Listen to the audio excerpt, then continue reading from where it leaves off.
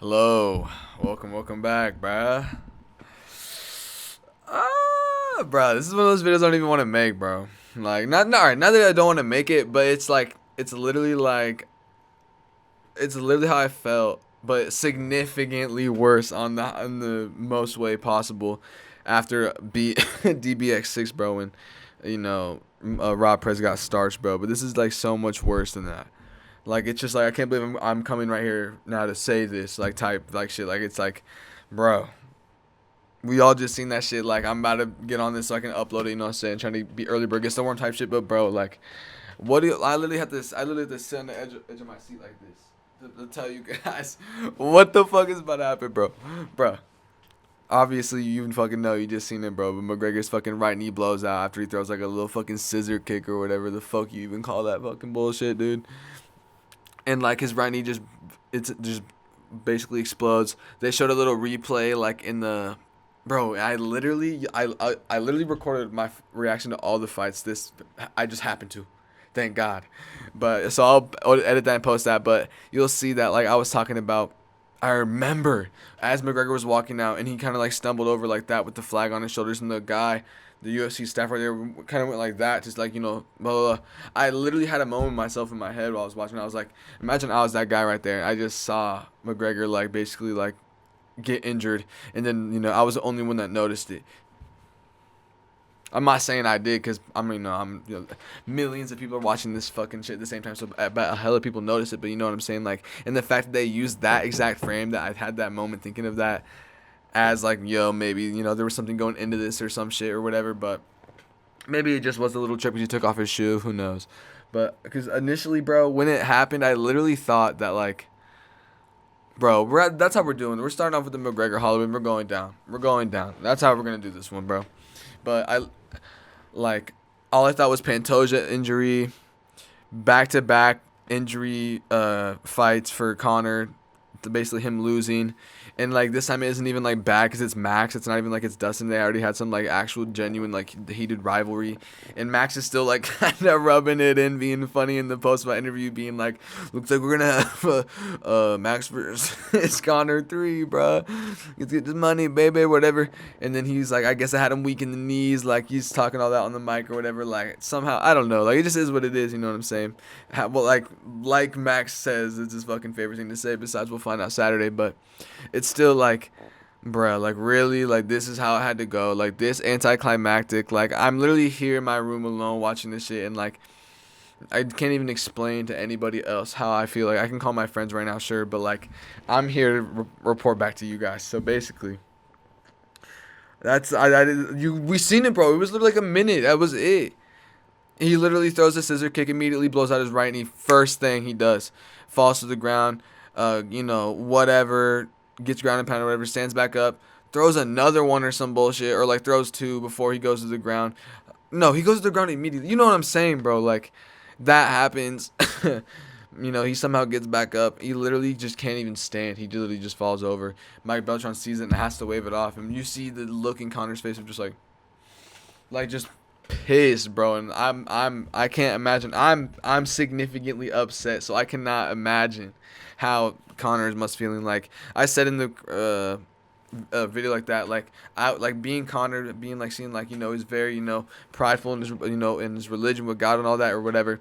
And I apply logic, say every moment that you're in, you're supposed to be in that moment. So if you're not in that moment, it's not meant for you. Or if you're in that moment and it's a shit moment, whatever, you're in that moment for a reason. Like, so for Connor to be in the moment of not even just that, sorry, bro, but to like have to do that with back to back, like, I got people calling me. 1 second, bro. I'll call Logan back. I love you, Logan. I know you're watching this. I love you, bro. I'm sorry. But like for Connor to be in the back to back of that with the injuries, bro, I'm just looking up asking why. Why? What am I supposed to take from this? Like, what were my actions leading up to this, to where you think that this is the outcome that I was deserving of in this moment? Or maybe it's going to be significantly better in the future, but in the moment right now, why? Like, just questioning God, bro. Like, dead ass, like, I don't even know, bro. Like, I don't even know what to say about that fight, bro. It just literally killed any sort of hype I had to make this video. Like, this whole card was low-key gas. Like, You have a sub, a KO, the John Garza fight, which was badass. The Damian Pinas fight, which was insane. He KO Cesar Almeida, and then the Tracy Cortez Wei Kong fight, which was actually good. And, I may have been falling asleep a little bit. You'll see, whatever. My bad. But it was still a good fight nonetheless. Like, I don't even know why I was falling asleep. I genuinely was just tired. I had a coffee. Maybe I was crashing a little bit. Whatever. The Luke Riley fight was crazy, bro. Insane, kind of questionable stoppage, but it still was. I think it was fair, me personally. Cody Garbrandt gets destroyed by Adrian Yanez. Insane. Gable Stevenson is all of a sudden fighting Taekwondo in the fucking octagon. The loophole, bruh. And then Robert Whittaker, bruh, to end off the prelims, bro. Then you go to the first fight. Bobby Green wins in the last second. And after Terrence McKinney dog walked him for the whole first round, bro. Then Brandon Royval wins by sub in the third round. This card was so insane, bro. And then for Mario to win too, like beating Corey, like getting that back.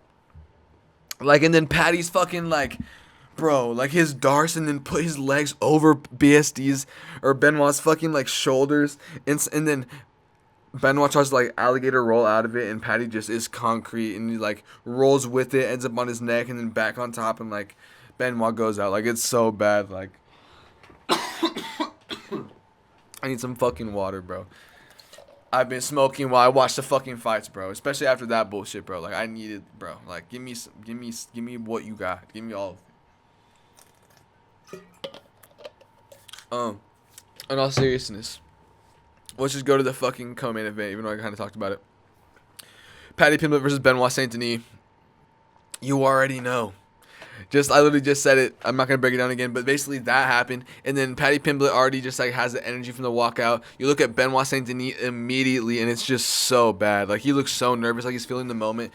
Bruce Buffer's announcing him, and he's sitting there yeah, listen, some fighters will sit in there taking the moment. You saw how Conor did his whole thing, but Benoit was sitting there actually shaking knees, actually just so scared, and dude literally threw a head kick into a double leg and got Darce. Yeah, obviously Darce, but I think it started off as a guillotine or whatever. Then he moved it to a Darce and just got actually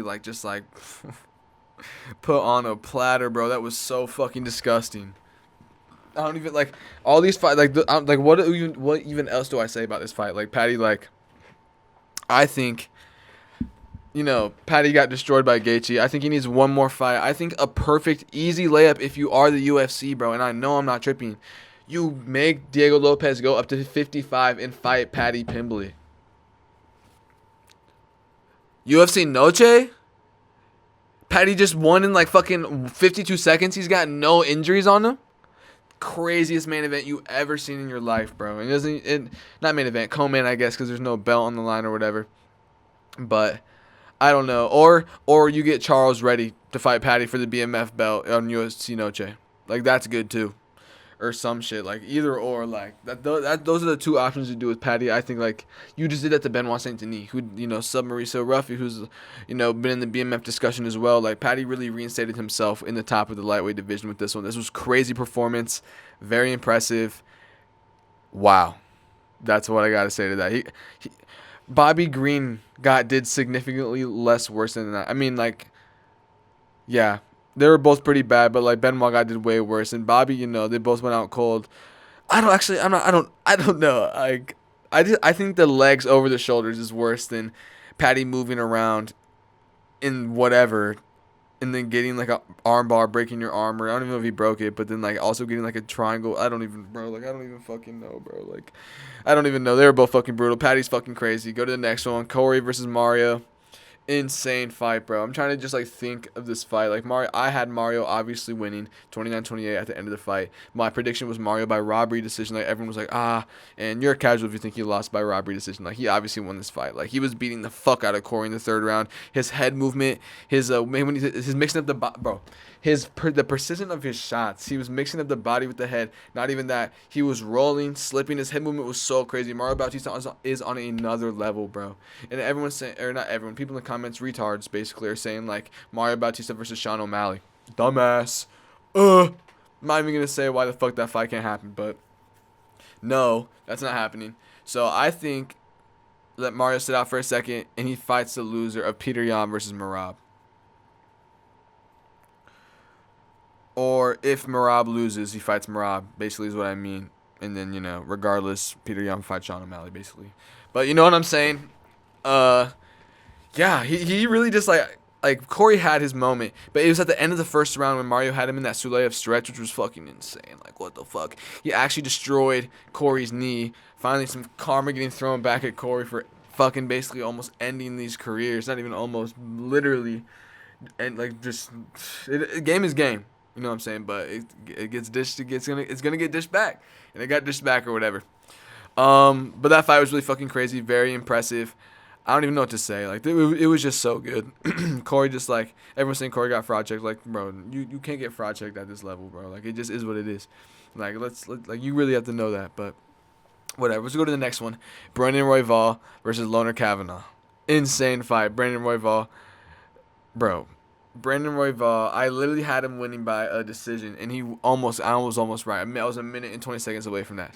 But this is even better, bro. He subs out Loner Kavanaugh in the third round, but like this whole fight it wasn't alright. It was not as good.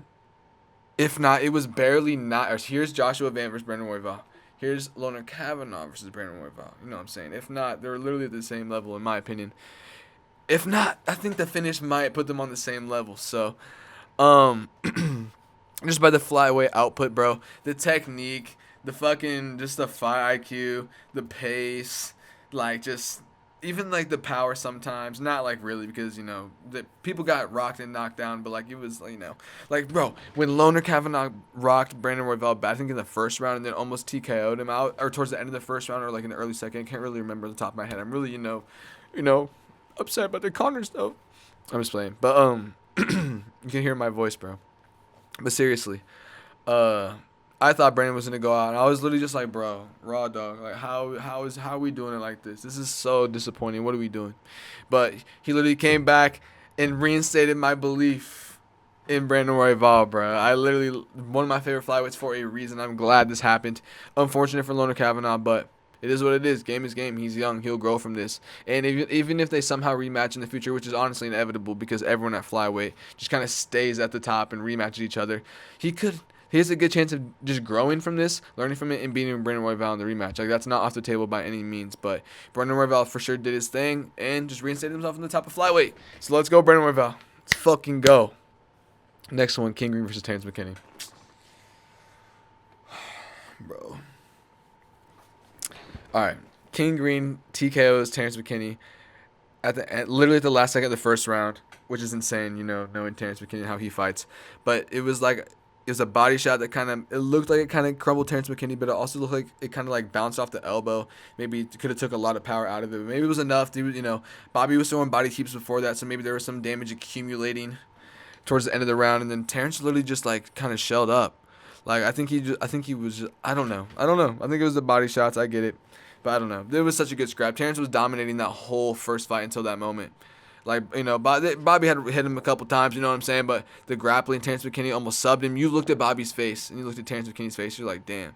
Up until the end of the fight or whatever. And when, I don't even know or remember if Terrence McKinney's face was bleeding that bad. But I know there's a little bit of blood. But if you looked at Bobby Green's face, it was just red. It was literally just red.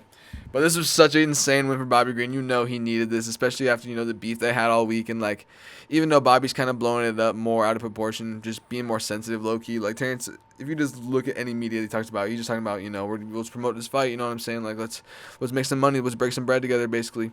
And then Bobby Green, or King Green's coming into it with, like, we're black, you know what I'm saying? We got to help each other, be each other's, like, we can't fight each other, man. Like, this and that, I don't know, like, being really, like, King Green about it or whatever, you know what I mean? But it is what it is. I really thought Terrence was going to win by sub, and he almost had it a couple times, bro, but Bobby Green somehow survived. He literally had Bobby Green, like, contorted at one point. Like, it was so bad, but it was honestly so good at the same time. It was a good scrap. Perfect to start the main card, bro. Let's go to the prelims. Featured prelim, Robert Whittaker breaks Nikita Krylov's fucking jaw. And then you see Nikita Krylov just quit on the feet. Robert Whittaker went from getting his teeth bent backwards to breaking someone else's jaw. Like, it's crazy how full circle this shit goes. Like, the snake bites itself. You know what I'm saying, bro? But anyway, this fight was really good. It can't believe it went to a third round. That's what I was thinking when it went to the third round. But Bobby looked like he like put the weight on wrong, and like not like a bad way, but he was just a little heavy. You know what I'm saying? But he also looked light on his feet. And one of my favorite moments from this fight was at the end of the first round when I was literally being like, bro, Bobby, throw that 1-2 head kick, bro.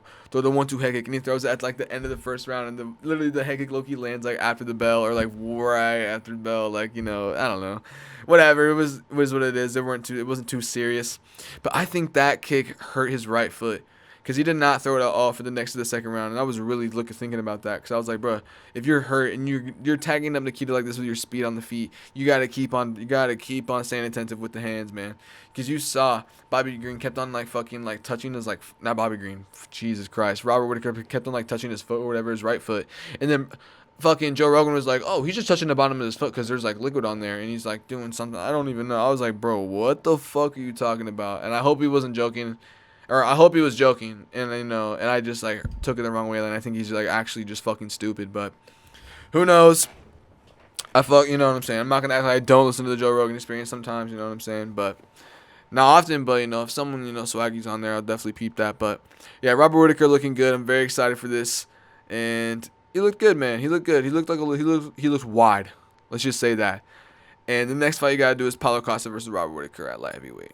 How do you not do that in a whole nother division, bro? You're already having You're having Roman Dolidze versus like someone else versus RDR at 205. So you're having two more middleweights move up to light heavyweight to fight it out. You might as well just do it with the other two, bro. They actually have history, and that's a guaranteed scrappy fight that Paulo Costa might low key actually win. So I don't know. It was a good fight though. I'm surprised Nikita Krylov's chin was holding up so good, honestly, but. Go to the next one. The Loophole shows up and shows out with his fancy side kicks, his oblique kicks, his body teeps, and his uppercuts and such. He was looking really good, man. I'm not even gonna lie. He definitely gained my respect with his performance. It is just I don't want to say it's just Elijah Ellison. Like Elijah Ellison, low-key surprised me this fight. I thought his chin was just so crazy. He just ate so many shots, but the beating that Gable Stevenson put on him. It was just so insane to where like Elijah Ellison literally crumbled, and he didn't even get I'm not gonna say he didn't get hit with shots that TKO'd him, because he did. Every shot, it was what built up into the TKO basically. It wasn't like a sequence, it was the whole fucking beating that Gable was doing. But I don't know, Gable was getting touched up too. He got caught with a good couple elbows, a couple shots definitely rocked him or whatever, and he failed a takedown, which is pretty crazy.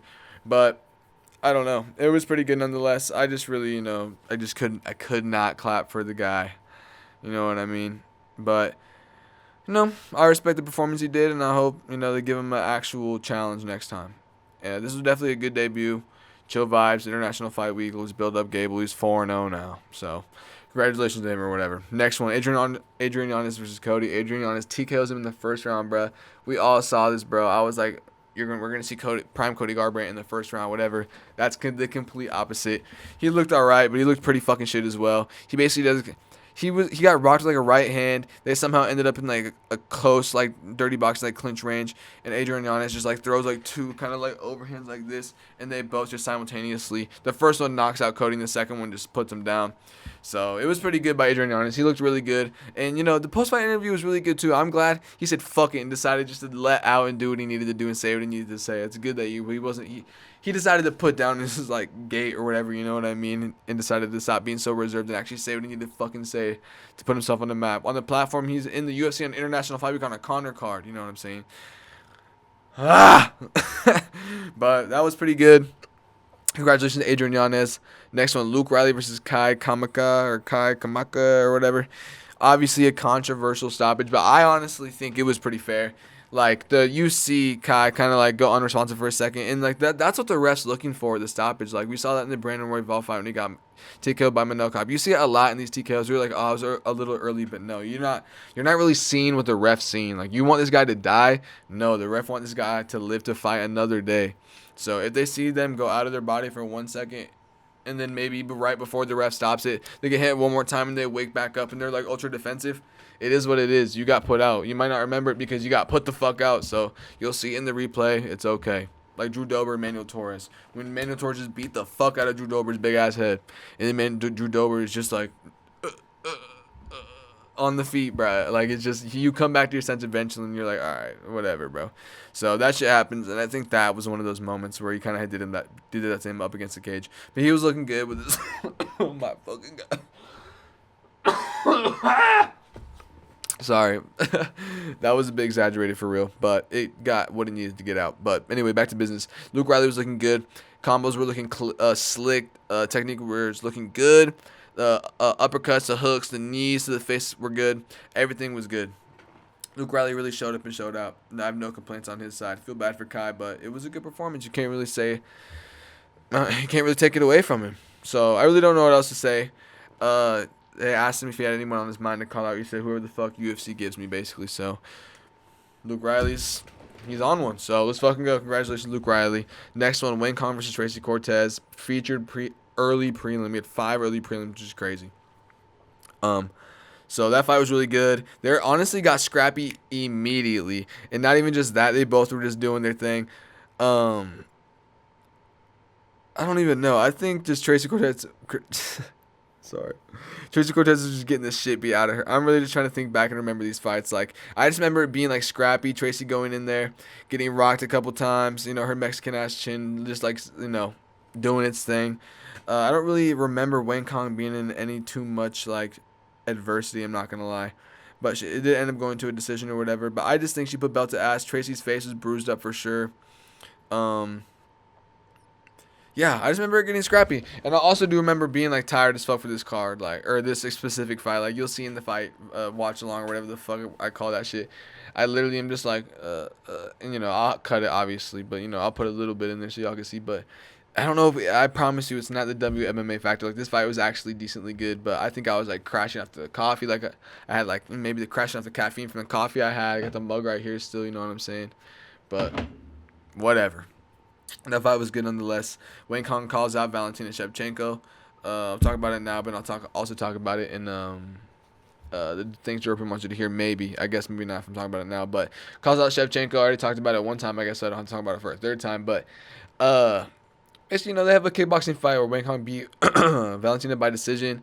And then, so that's been in the past. And, like, Valentina just, like, you know, being low-key, like bratty and just, like, declined of being on the same stage as Wayne Kong and, like, UFC Macau on, like, a fan meet and greet or thing or, like, an interview thing. So that was, like, weird, too. So she's definitely, like, chasing her glory. And plus, Valentina's a champ. So she's trying to do her thing. She's trying to call her shots. Maybe a couple more wins or one more win. You know, maybe they can push her if no one really else is doing something. So that's good. Next one, Damian Pinas versus Cesar Almeida. Damian Pinas drops him with the right hand at 4 minutes and 44 seconds in the first round. Pretty crazy. Cesar Almeida was looking good, chopping good low kicks. Damian Pinas really just did his thing. Like, he really was kind of, like, outlanding Cesar Almeida a little bit, I think. Let me look at the stats here. No, that's actually cap. Cesar Almeida landed him out a little bit more, and also got a takedown. But Damian Pinas is the one that got the knockdown, and that was the one that ended the fight or whatever. He didn't even want to follow up. Great sportsmanship.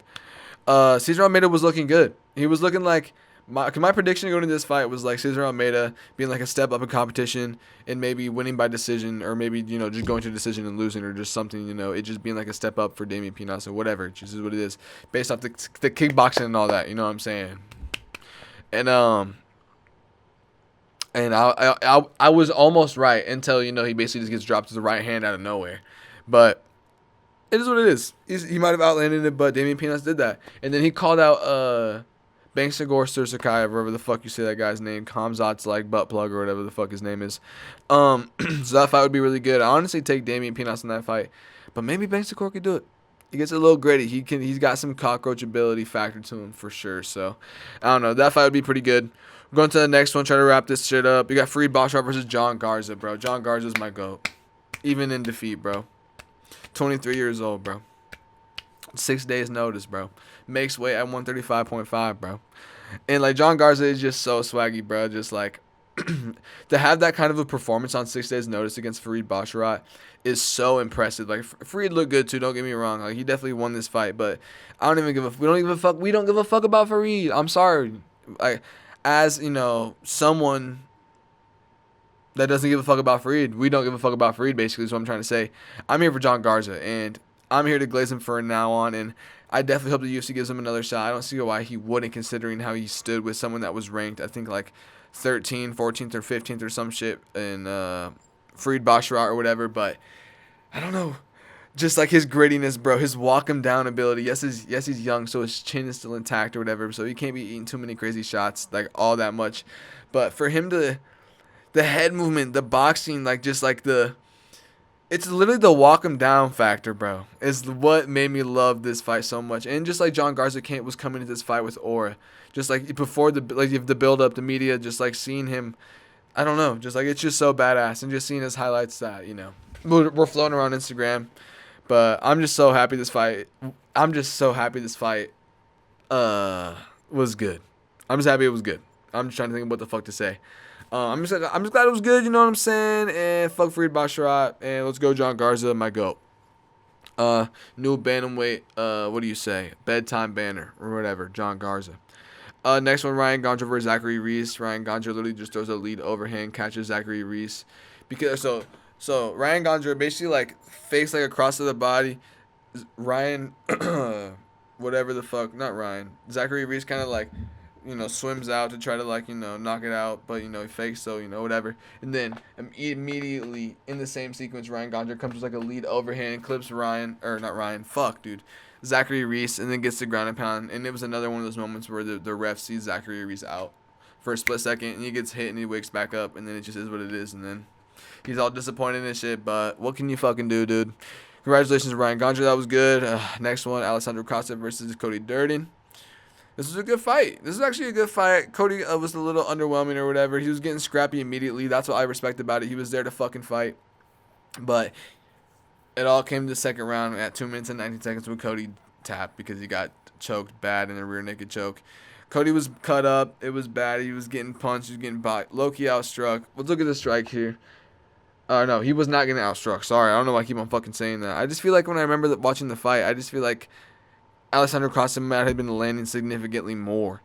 Not significantly more, but like I don't know. I guess here it says Cody Durden had 28 significant strikes to the 21, but I don't know. I just feel like when I personally remember, I mean, it was the first fight of the night too, so I could be wrong or whatever, but I don't know. Whatever, bro. He fucking subbed him. I don't even want to fucking talk about it, bro. The fight was alright. I don't know what else to say, bro. This fucking shit was like, whole card was pretty good except the ending. Like, that's so underwhelming and gay and stupid and, probably the worst outcome that could have possibly fucking happened. So, pray for Conor, you know what I'm saying? Hopefully his right knee heals up, and then we can actually get Max versus Conor 3. And then maybe he just doesn't retire. I don't know. I don't know what I would do if I was Conor. I think I would heal up and give it one more shot, but you got one more fight in the contract for a reason. Whatever, it is what it is. If you fuck with this recap, don't forget to like, comment, subscribe. Thank you. I got more videos to make and shit and editing to do, so I'm gonna go to bed after I drop this video. So thank you guys. Don't forget to like, comment, subscribe, yada yada. Follow me on Instagram at Diorpium, and if you want to watch, I'll like break down some of these in clips, and if you want to see them on your reels or whatever in your feed, so follow at Let's Burn the World at Let's Burn the World on Instagram or whatever. All right, I'll see you. Bye.